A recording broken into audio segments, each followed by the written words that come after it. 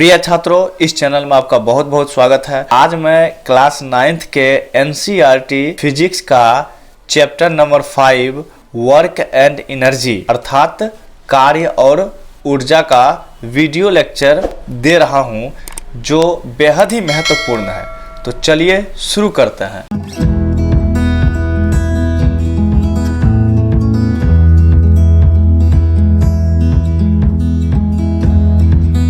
इसका पहला क्वेश्चन है, किसी वस्तु पर आरोपित बल एवं बल की दिशा में उत्पन्न विस्थापन के गुणनफल को कहा जाता है।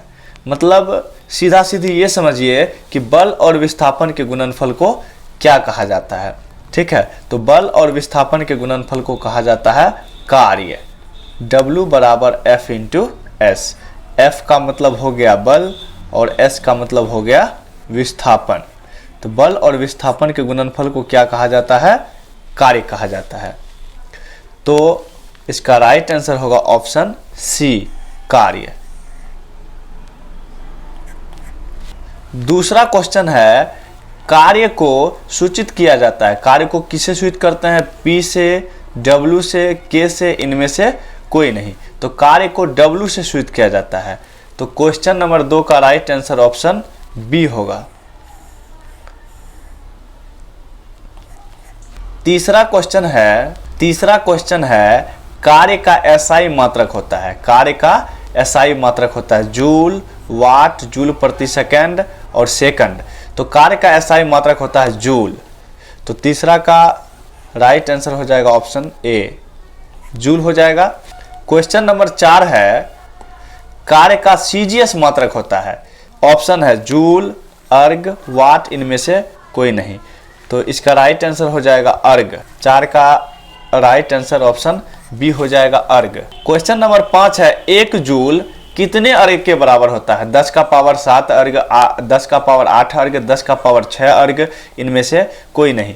तो 1 जूल होता है 10 का पावर 7 अर्ग के बराबर होता है। 5 का ऑप्शन ए हो जाएगा राइट आंसर।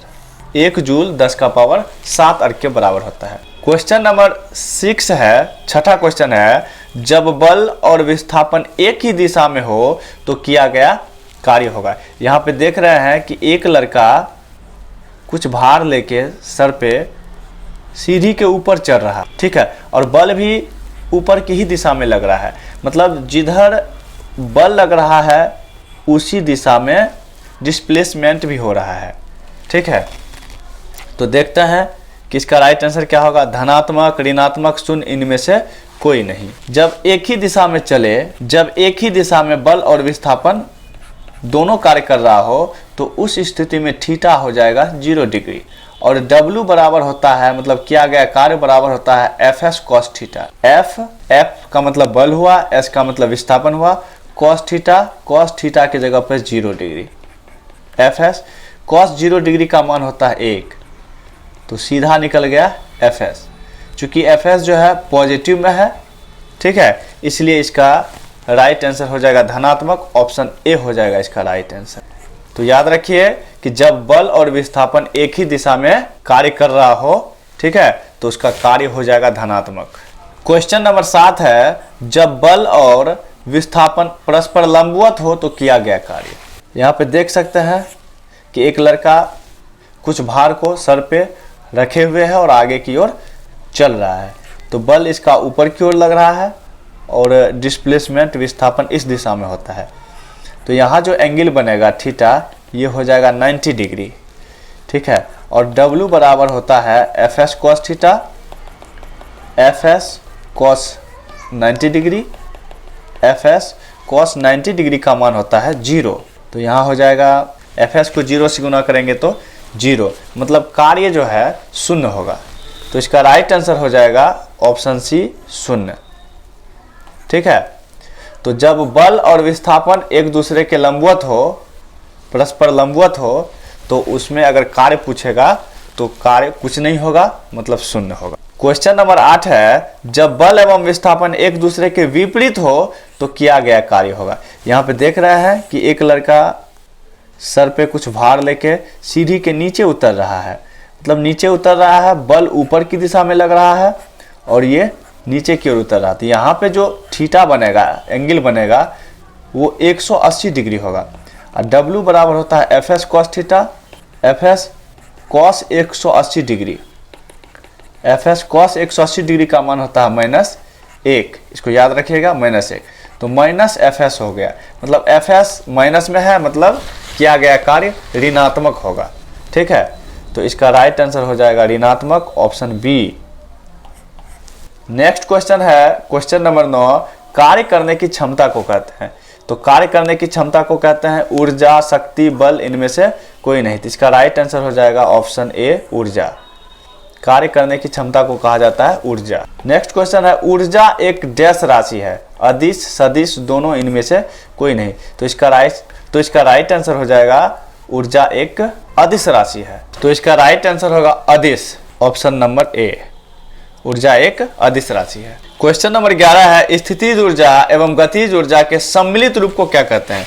तो स्थितिज ऊर्जा और गतिज ऊर्जा के सम्मिलित रूप को क्या कहते हैं। ऑप्शन है यांत्रिक ऊर्जा, ध्वनि ऊर्जा, विद्युत ऊर्जा, नाभिकीय ऊर्जा। तो इसका राइट आंसर होगा यांत्रिक ऊर्जा, ऑप्शन ए। अर्थात यांत्रिक ऊर्जा दो प्रकार के होते हैं, स्थितिज ऊर्जा और गतिज ऊर्जा। इसलिए स्थितिज ऊर्जा और गतिज ऊर्जा के सम्मिलित रूप को यांत्रिक ऊर्जा कहा जाता है। क्वेश्चन नंबर 12 है किसी वस्तु में गति के कारण जो कार्य करने की क्षमता होती है उसे कहते हैं स्थितिज ऊर्जा, गतिज ऊर्जा, ध्वनि ऊर्जा, इनमें से कोई नहीं। तो किसी वस्तु में गति के कारण जो कार्य करने की क्षमता होती है उसको कहते हैं गतिज ऊर्जा।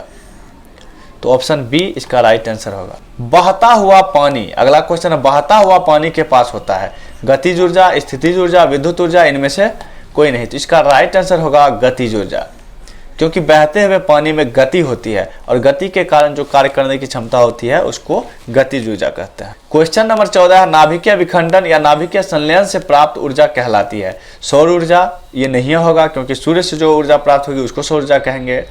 विद्युत ऊर्जा भी नहीं होगा।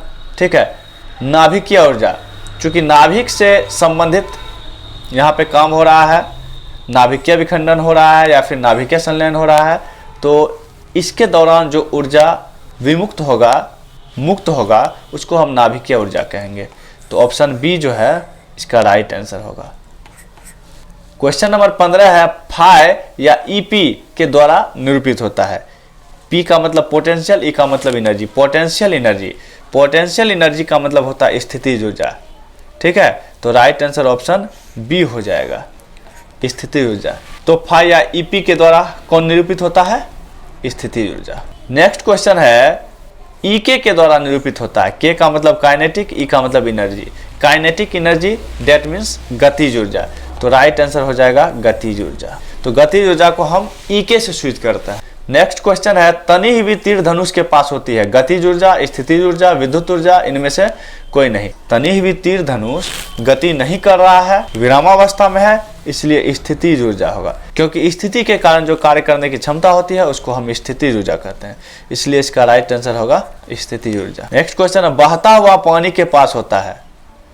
ऑप्शन है गतिज ऊर्जा, स्थितिज ऊर्जा, विद्युत ऊर्जा, इनमें से कोई नहीं। तो इसका राइट आंसर होगा गतिज ऊर्जा, क्योंकि बहते हुए पानी में गति होती है। शायद ये क्वेश्चन रिपीट हो गया, ये क्वेश्चन हम पहले भी देख चुके हैं। क्वेश्चन नंबर 19 है जीवाश्म ईंधन के पास कौन सी ऊर्जा संचित रहती है। जीवाश्म ईंधन के पास कौन सी ऊर्जा संचित रहती है? विद्युत ऊर्जा, ऊष्मीय ऊर्जा, रासायनिक ऊर्जा, इनमें से कोई नहीं। तो इसका राइट आंसर होगा रासायनिक ऊर्जा।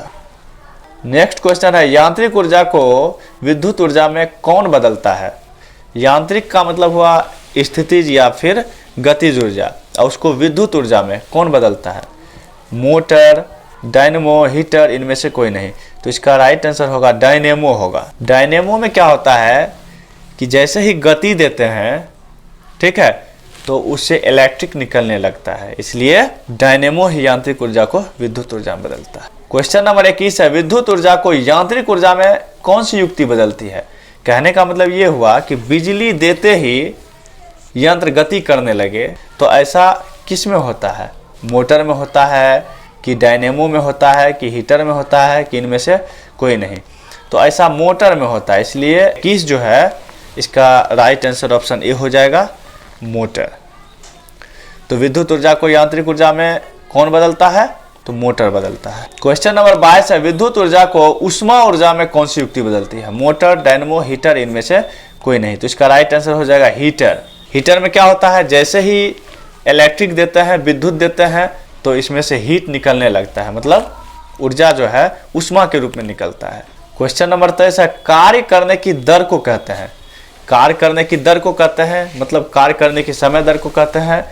ऑप्शन है ऊर्जा, शक्ति, बल, इनमें से कोई नहीं। तो इसका राइट आंसर हो जाएगा शक्ति। कार्य करने की दर को क्या कहते हैं, शक्ति कहते हैं। शक्ति का एसआई मात्रक होता है, जूल, वाट, सेकेंड, इनमें से कोई नहीं। तो शक्ति का एसआई मात्रक होता है वाट।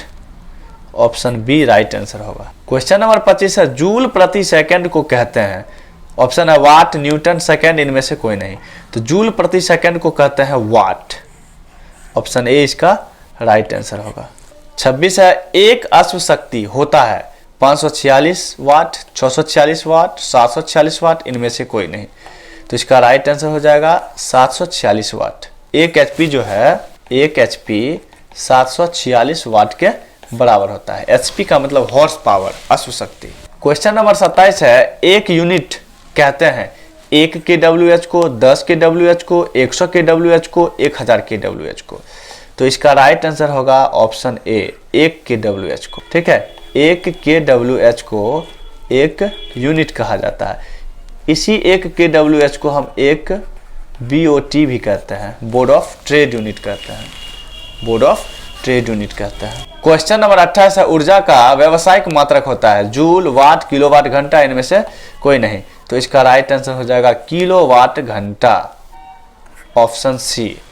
क्वेश्चन नंबर 29 है, यदि किसी वस्तु का वेग 2 गुना कर दी जाए तो उसकी गतिज ऊर्जा हो जाती। ऑप्शन क्या देख रहे हैं, 2 गुनी, चौगुनी, आधी, 1/4। तो गतिज ऊर्जा के लिए फॉर्मूला होता है ½ mv²। यहाँ वेग को 2 गुना कर दे रहे हैं, तो v बदल जाएगा 2v में। तो 1/2 m, 2v का स्क्वायर 2 दूनी 4v² होगा। 1/2 m v² लिख दिए, 4 को अलग कर दिए। तो यहाँ हम देख रहे हैं कि जो गतिज ऊर्जा है 1/2 mv², 4 से गुना के रूप में है, इसलिए इसका राइट आंसर हो जाएगा 4 ऑप्शन बी। क्वेश्चन नंबर 30 है, यदि पिंड को ऊपर फेंका जाए तो उसका वेग घटता है। गतिज ऊर्जा में यह कमी पिंड में किस रूप में संचित होती है। देखो, जब किसी पिंड को हम ऊपर की ओर फेंकते हैं तो धीरे धीरे पिंड जो है, धीरे धीरे पिंड का स्पीड वो घटते जाता है, और एक टाइम ऐसा आता है कि वहाँ एक बिंदु पर उसकी चाल शून्य हो जाती है, मतलब कुछ समय के लिए वो रुक जाती है, फिर वो नीचे गिरना शुरू हो जाती है। तो गतिज ऊर्जा जो है उसमें हरासमेंट होते होते गतिज ऊर्जा में कमी होते होते वो स्थितिज ऊर्जा में बदल जाता है। ठीक है, तो इसका राइट आंसर होगा ऑप्शन सी, स्थितिज ऊर्जा में। क्वेश्चन नंबर 31 है, द्रव्यमान m के कण का रेखीय संवेग p है तो उसकी गतिज ऊर्जा होगी। ऑप्शन है pm, p²/m², p/m और p²/2m। तो देखते हैं k बराबर होता है 1/2 mv² या फिर ½ mv²। तो 1/2 mv², इसको m/m से गुना कर देते हैं, तो ऊपर में हो जाएगा 1/2 m² v² और नीचे में m। 1/2m, नीचे में 2 और m को गुना कर दिए, 2m m² v²। 1/2m, दोनों में स्क्वायर है तो ब्रैकेट करके स्क्वायर दे दिए, होल स्क्वायर हो गया। और mv के लिए हम लिख सकते हैं p, मात्रा गुने वेग को हम संवेग कहते हैं, अर्थात p बराबर होता है सूत्र mv, मात्रा गुने वेग संवेग। तो p लिख सकते हैं, तो p² हो गया। तो ये हो जाएगा p² को 1 से गुना करेंगे तो p² हो जाएगा बटा 2m। तो p²/2m हम कहाँ देख रहे हैं, तो देख रहे हैं ऑप्शन डी में है, तो राइट आंसर ऑप्शन डी हो जाएगा। क्वेश्चन नंबर 32 है, 1 ग्राम और 4 ग्राम के 2 पिंड समान गतिज ऊर्जा से गतिशील है तो उनके संवेगों का अनुपात होगा 4:1, √2:1, 1:2, 1:16। तो यहाँ इसका हल देख लेते हैं। ये 1 ग्राम, इसको मान लेते हैं m1 हो गया 1 ग्राम, और इसको मान लेते हैं m2। m2 हो गया 4 ग्राम। फॉर्मूला होता है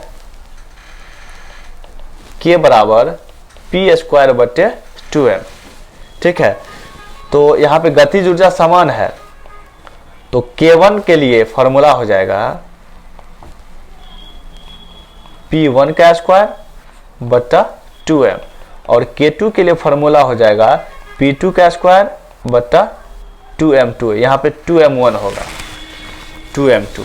तो यहाँ देख लेते हैं दोनों बराबर है, मतलब K1 बराबर है K2, तो K1 के जगह पे हो जाएगा p1 का स्क्वायर बटा 2m1, और K2 के जगह पे हो जाएगा p2 का स्क्वायर बटा 2m2।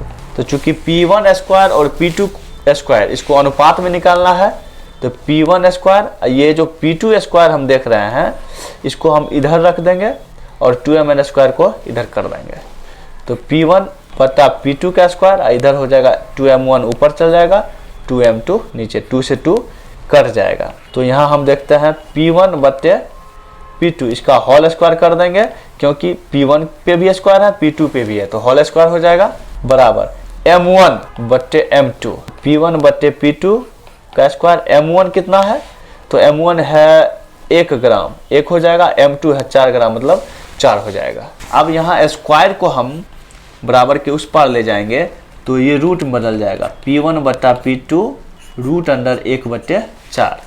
तो फिर देखते हैं p1 बटे p2, और 1 का वर्गमूल 1 और 4 रूट से निकलेगा तो 2 हो जाएगा, मतलब 4 का वर्गमूल 2। तो p1 रेशियो p2 ये 1:2 में आता है, तो 1:2 में आता है, तो 1:2 हम ऑप्शन सी में देख रहे हैं, इसलिए इसका राइट आंसर ऑप्शन सी होगा, 1:2। क्वेश्चन नंबर 33 है, 10 किलोग्राम द्रव्यमान का एक पिंड 10 मीटर की ऊंचाई से स्वतंत्र रूप से गिरता है, तो जमीन पर पहुंचने के समय उसकी गतिज ऊर्जा होगी 98 जूल, 490 जूल, 980 जूल, 100 जूल। तो देखते हैं 10 किलोग्राम का पिंड है, तो m हो जाएगा 10 kg, और 10 मीटर ऊंचाई h हो जाएगा 10 मीटर, क्योंकि ये जमीन की ओर गिर रही है, तो g हो जाएगा 9.8 मीटर प्रति सेकेंड स्क्वायर। ठीक है, तो चूंकि पिंड जमीन की ओर गिर रही है और जमीन पर गिरने के साथ ही पिंड स्थिर हो जाएगी, अर्थात उस समय स्थितिज ऊर्जा काम करेगा, और स्थितिज ऊर्जा को फाई से सूचित करते हैं। फाई बराबर होता है mgh, m है 10, g है 9.8, h है फिर 10। यहाँ पॉइंट उड़ा देंगे, 10 आएगा, 10 से 10 कट गया, 10 गुने 98 बचेगा, 98 को 10 से गुना करेंगे तो 980 जूल। ऊर्जा का ऐसा ही मात्रक होता है जूल, तो 980 जूल हो जाएगा। 980 जूल ऑप्शन सी में देख रहे हैं, इसलिए राइट आंसर ऑप्शन सी होगा। क्वेश्चन नंबर 34 है, यदि 2500 जूल कार्य करने में किसी मशीन को 5 सेकंड का समय लगता है तो उसकी शक्ति होगी 250 वाट, 125 वाट, 0.5 वाट, 0.5 किलोवाट। तो शक्ति बराबर होता है किया गया कार्य बटा समय, मतलब W/T। W है 2500 जूल और समय है 5 सेकंड, तो 2500 बटे हो गया 5, कट गया 500, तो P निकल गया 500 वाट। शक्ति का ऐसा ही मात्रक होता है वाट, तो 500 वाट ऑप्शन में नहीं देख रहे हैं, तो 500 को हम 1000 से भाग लगा दिए तो ये किलो वाट में निकल जाएगा। 0 से 0 कट गया, 5/10 मतलब 0.5 किलोवाट, और 0.5 किलोवाट ऑप्शन डी में है, इसलिए राइट आंसर ऑप्शन डी हो जाएगा। क्वेश्चन नंबर 35 है, तेज चलती गोली किसी लकड़ी के स्थिर गुटके में घुसकर रुक जाए तो उसकी गतिज ऊर्जा किस रूप में परिवर्तित होगी? स्थितिज ऊर्जा में, गतिज ऊर्जा में, ध्वनि ऊर्जा में, ऊर्जा समाप्त हो जाएगी। चूंकि ऊर्जा तो कभी समाप्त होती नहीं है, ऊर्जा संरक्षण का सिद्धांत कहता है कि ऊर्जा का जो है एक रूप से दूसरे रूप में परिवर्तन होता है, नाश नहीं होता है। ऊर्जा ना तो उत्पन्न की जा सकती है और ना ही उसका नाश होता है, बल्कि उसका एक रूप से दूसरे रूप में परिवर्तन होता है। चूंकि तेज चलती हुई गोली स्थिर गुटके में जाके रुक जाती है, ठीक है, इसलिए इसका राइट आंसर हो जाएगा स्थितिज ऊर्जा। रुक जाती है तो वो स्थितिज ऊर्जा में बदल जाएगा। क्वेश्चन नंबर 36 है, किसी दीवार पर यदि 100 न्यूटन का बल 5 सेकंड तक लगाया जाए तो कितना कार्य होगा? 500 जूल, 100 जूल, 5 जूल, 0। जब किसी वस्तु पर हम बल लगाते हैं, बल के साथ साथ विस्थापन होता है, तभी कुछ न कुछ कार्य होगा। चूंकि हम दीवार पे बल लगा रहे हैं, दीवार में विस्थापन नहीं हो रहा होगा, ठीक है, तो उस समय चूंकि विस्थापन 0 है और W बराबर होता है F इंटू एस। बल मान के रखिए कि 100 न्यूटन लग रहा है, लेकिन दीवार को हम हिला डुला नहीं पा रहे हैं, दीवार में कोई विस्थापन नहीं हो रहा है, ठीक है, तो वहाँ पे S 0 हो जाएगा और 100 न्यूटन को 0 से गुना करेंगे तो 0 होगा, मतलब W बराबर 0 हो गया। क्या गया? कार्य कितना होगा? 0 होगा, मतलब 0 होगा। तो ऑप्शन डी जो है इसका राइट आंसर होगा। नेक्स्ट क्वेश्चन है 37 नंबर, किसी वस्तु के संवेग को तिगुना करने से उसकी गतिज ऊर्जा दोगुनी हो जाएगी, चौगुनी हो जाएगी, नौगुनी हो जाएगी, तिगुनी हो जाएगी। तो देखते हैं, संवेग को तिगुना करने पर के लिए फॉर्मूला होता है p²/2m। यहाँ पे संवेग को तिगुना कर रहे हैं, मतलब p जो है इसको तिगुना करेंगे 3p में बदल जाएगा, a²/2m। 3 × 9, 9p²/2m। तो यहाँ चूंकि p²/2m को हम छांटेंगे तो 9 × p²/2m। यहाँ हम देख रहे हैं कि पहले p²/2m था, अब 9p²/2m हो गया, मतलब 9 से गुना हो जाएगा। तो इसका राइट आंसर हो जाएगा 9 गुनी हो जाएगी, ऑप्शन सी। क्वेश्चन नंबर 38 है, किसी गतिशील पिंड का वेग आधा करने से उसकी गतिज ऊर्जा हो जाएगी। गतिज ऊर्जा के बराबर होता है हाफ mv²। यहाँ पे हम वेग को आधा कर रहे हैं, तो 1/2 m भी है वेग, इसको आधा मतलब 2 से भाग दे दिए, आधा कर दिए, स्क्वायर है तो स्क्वायर, 1/2 m v² 2 दूनी 4, 2 का स्क्वायर 4 होगा। 1/2 m v² को हम अलग कर लेते हैं, 1/2 m v², तो नीचे में हो जाएगा 4, मतलब 1/4। यहाँ हम देख रहे हैं कि 1/2 m v² हमारा गतिज ऊर्जा है, और इसको जैसे ही हम आधा किए, ठीक है, आधा किए तो ये हो गया 1/4 गुना, मतलब 1/4। तो इसका राइट आंसर हो जाएगा ऑप्शन डी, 1/4। क्वेश्चन नंबर 39 है, यदि किसी गतिमान वस्तु की चाल को दोगुना कर दिया जाए तो उसका त्वरण दोगुना हो जाएगा, उसका भार दोगुना हो जाएगा, उसकी गतिज ऊर्जा दोगुनी हो जाएगी, उसकी गतिज ऊर्जा चौगुनी हो जाएगी। चाल को दोगुना करेंगे तो के बराबर होता है हाफ mv², 1/2 mv², m, और चाल को यहाँ v से सूचित किया है, तो चाल को दोगुना मतलब v बदल जाएगा 2v में, स्क्वायर है तो स्क्वायर दे दिए, 1/2 m और 2v² मतलब 2 दूनी 4v², 1/2 mv², 4 को छांट लें। तो यहाँ हम देख रहे हैं कि 1/2 mv² ये 4 से गुना हो गया, तो उसकी गतिज ऊर्जा चौगुनी हो जाएगी, ऑप्शन डी इसका राइट आंसर होगा। क्वेश्चन नंबर 40 है, बराबर द्रव्यमान के दो पिंड क्रमशः 3v और 2v के वेग से चल रहे हैं तो उनकी गतिज ऊर्जा का अनुपात होगा। दो पिंड है, k1 अनुपात k2। के लिए फॉर्मूला होता है 1/2 mv², तो यहाँ v1² मान लेंगे, फिर 1/2 k2 के लिए m v2²। चूंकि बराबर द्रव्यमान है इसलिए दोनों को m ही रहने दिए, तो 1/2 m v1², ये अनुपात है तो इसको हम बटा कर सकते हैं, 1/2 m v2², 1/2 cancel, m cancel, v1 है 3v और v2 है 2v, 3 × 9v², 2 दूनी 4v², v² से v² कट गया, बच गया 9/4, मतलब 9:4, अर्थात k1 अनुपात k2 बराबर हो गया 9:4, और 9:4 हम ऑप्शन ए में देख रहे हैं, इसलिए इसका राइट आंसर ऑप्शन ए हो जाएगा। चलिए, वीडियो में अंत तक बने रहने के लिए बहुत बहुत धन्यवाद। इसी तरह के और क्लासेस को देखने के लिए आप हमारे इस चैनल से जुड़ जाइए।